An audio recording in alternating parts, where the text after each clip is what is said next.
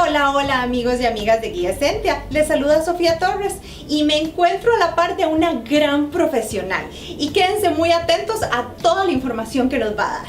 Soy la doctora María Pilar Navas Aparicio, soy ginecóloga y obstetra, tengo alrededor de unos 32 años de experiencia y estoy con ustedes para aclararles algunas dudas. Dentro de las primeras cosas que una madre o una paciente debe saber cuando está embarazada es que esta época del embarazo no es una enfermedad, es una situación diferente en su vida, pero que no significa que porque esté embarazada va a dejar de hacer su vida normal. Es importante aclarar las dudas con el médico que ella haya escogido. Es importante que pueda preguntar y que el médico asimismo pueda responderle estas dudas con cierta empatía. Dentro de las cosas que hay que explicar es que las citas prenatales usualmente son una vez al mes, si no hay ninguna complicación. Cuando ya estamos cerca del tercer trimestre, podemos tener una o dos citas de cada 15 o 10 días porque hay que cuidar todavía un poco más al bebé. Es importante hablar con su médico cuáles son los exámenes de sangre y de orina pertinentes y en qué momento debemos hacerlos. Tenemos que recordarles que los ultrasonidos también son importantes, pero que no el control prenatal se basa únicamente en un ultrasonido.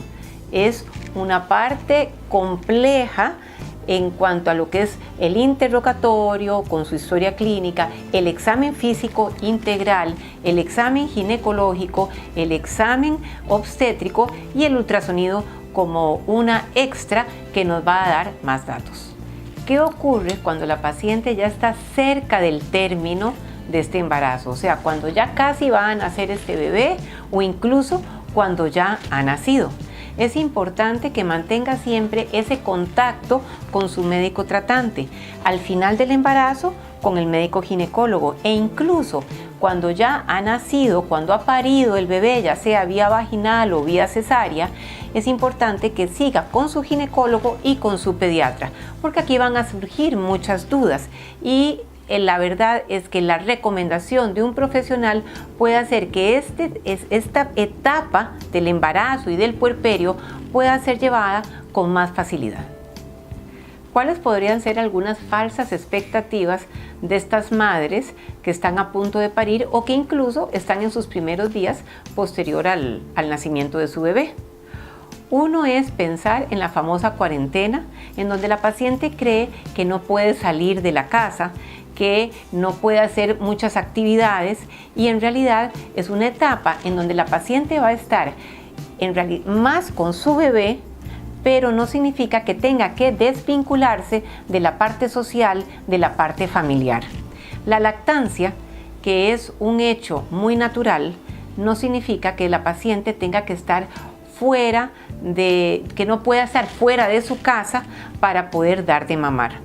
El hecho de dar de mamar ayuda más al vínculo madre-bebé y crea ese vínculo o esa parte más cercana que hace que en un futuro este niño pueda tener un mejor desarrollo neurológico y psicomotor. El hecho de que la paciente sepa que ese sangrado vaginal que va a tener hoy día no son 40 días, sino que son quizás una primera o la primera y segunda semana, es importante explicárselo a la paciente. El hecho de saber que no existen comidas en general que la madre no pueda tomar, excepto pues alcohol y drogas o fumar, en realidad es importante explicárselo a la paciente para que pueda llevar esa vida normal. Saber que puede recibir un poco de sol, porque el sol, por el metabolismo del triptófano, nos puede ayudar a evitar depresiones o quizás no la depresión, pero sí esa distimia o esa sensación de tristeza que ocurre en algunos primeros días del parto o de la cesárea. ¿Qué podría esperar la madre que acaba de parir? Podría esperar que la misma lactancia en esos primeros días duela un poco, pero eso es temporal. Eso va a pasar y con la ayuda del mismo médico y con tanto el ginecólogo como con el pediatra y con buenas técnicas de lactancia, la mamá va a poder salir adelante. Esa lactancia va a ayudar a que ese bebé crezca mejor, va a ayudar a pasarles anticuerpos que va a protegerlo contra ciertas enfermedades, va a ayudar a que esa madre también tenga una disminución de peso más fácil y, como decía anteriormente, al mismo apego madre-hijo.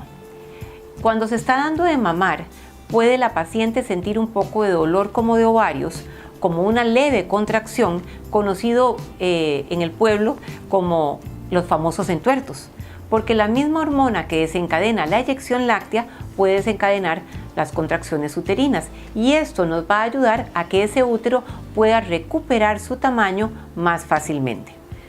Con respecto a la pérdida de peso, eso es paulatino. En los primeros días, la paciente puede incluso no perder peso porque tiene las mamas muy turgentes, muy congestivas, inflamadas. Algunas, por la redistribución de los líquidos, se pueden hinchar más. Pero conforme pasan los días, estos líquidos van a ir desapareciendo. La madre va a ir formando nuevamente mejor su silueta femenina, y eso es paulatino. Generalmente en el primer mes van a perder más peso.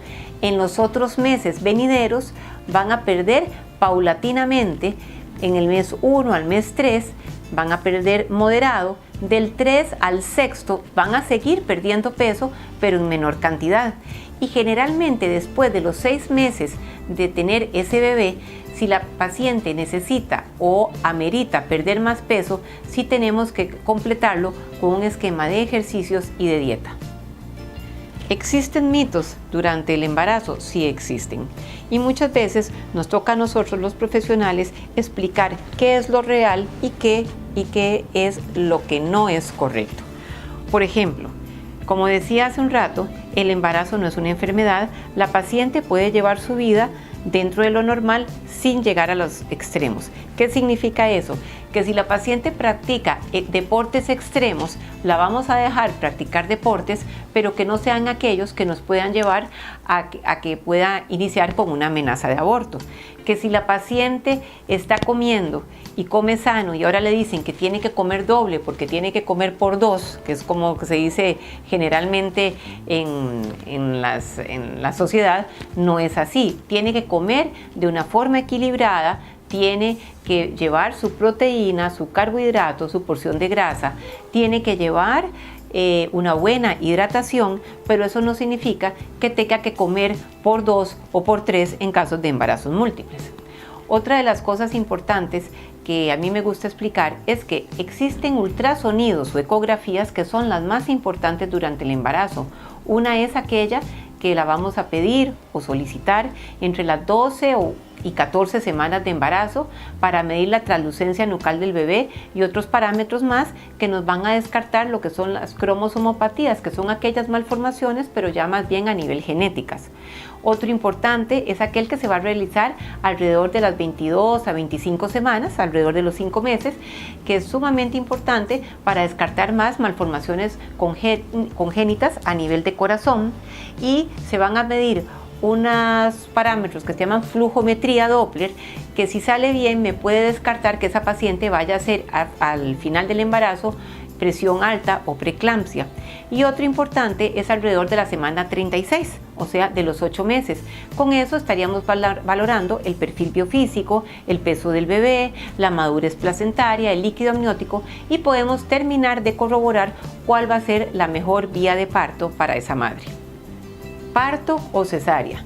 En realidad, las condiciones que tienen que marcar qué es lo mejor son las condiciones médicas, las condiciones perinatales, o sea, obstétricas de la madre y perinatales, porque va a influir también lo del bebé, de acuerdo a cómo esté la placenta, a cómo esté ese líquido amniótico, al mismo peso del bebé, a cómo sea la pelvis materna, a algunas enfermedades concomitantes asociadas a esa madre, a su historial obstétrico, si ha sido una paciente que ha tenido muchos abortos, abortadora habitual, que tiene un embarazo de alto riesgo obstétrico, podemos definir si esa paciente va a tener mejor un parto vaginal o una cesárea, pero no significa que el parto vaginal vaya a ser más doloroso o vaya a ser más tedioso para la paciente. Muchas veces el parto vaginal es la forma más natural de poder recuperarse para el futuro.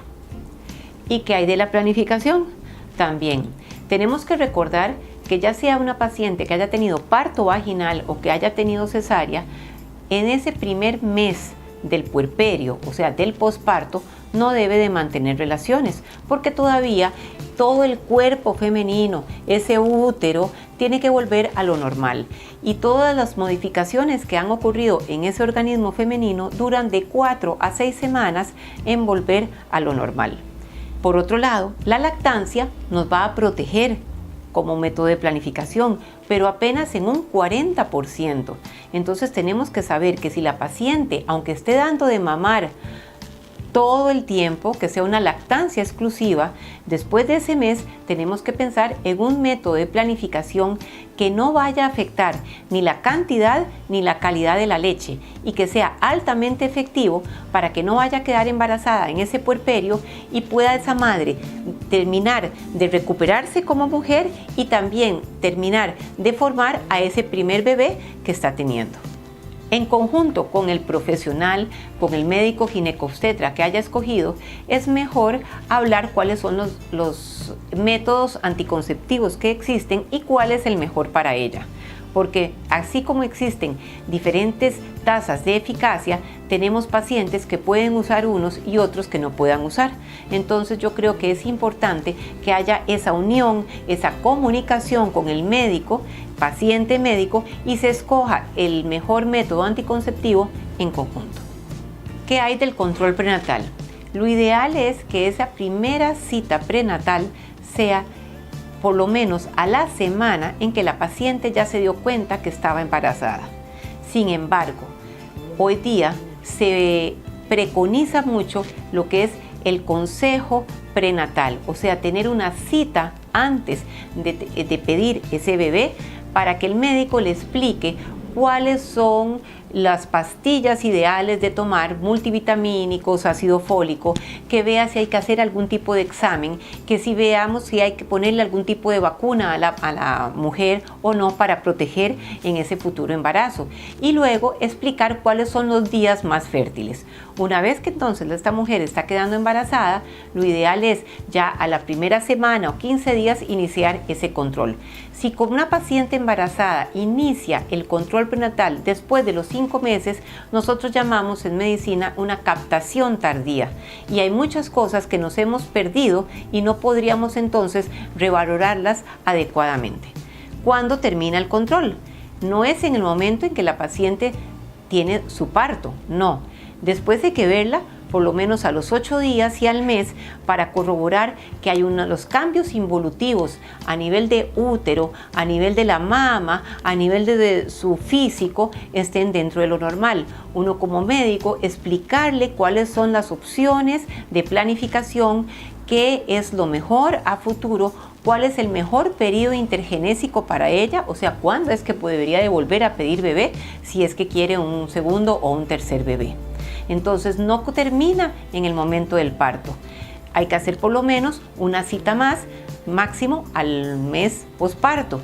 Y tampoco termina ahí, porque desde ese momento hay que recordar que la paciente siempre debe de ir por lo menos una vez al año a su control para hacerse su Papa Nicolau, su revisión ginecológica, su revisión de mamas. No es solo una cosa, recordemos que es un manejo integral. Bueno, ¿cómo podemos empoderar a esta paciente primigesta, o sea que es por primera vez mamá, para que no se asuste tanto con los cambios que va a ocurrir en el embarazo? Uno es el conocimiento. Saber que la paciente pueda entender los cambios físicos, emocionales, psicológicos que va a tener, va a empoderar, va a fortalecer a esta paciente para saber que esto que está teniendo es lo normal y que cuando ella sepa que algo se está saliendo de este camino que hemos explicado, debe consultar o pedir la asesoría profesional. Otra cosa importante es también hacer entender al esposo, a la pareja, a los padres, a los otros hijos de la condición de esta paciente que está embarazada y explicarles a ellos ciertos cuidados para que también puedan entender y puedan ser un apoyo y no más bien una carga que deben en la casa. La gran mayoría de las veces en el puerperio, o sea, después de haber parido, la paciente va a estar bien. Pero existen algunas situaciones en donde la paciente emocionalmente no se siente fuerte. Y aquí es donde es importante este manejo interdisciplinario con su médico obstetra, si es del caso con el pediatra, si necesita una asesoría psicológica, si es por el aspecto del peso y necesita a alguien que le ayude a la parte nutricional. Porque como decía antes, la comunicación empodera a la mujer para que ella entienda que estos cambios son normales y si ella siente o su familia inmediata siente que hay algo que no está normal, que se puedan acercar al profesional para que les explique qué es lo mejor para ellos.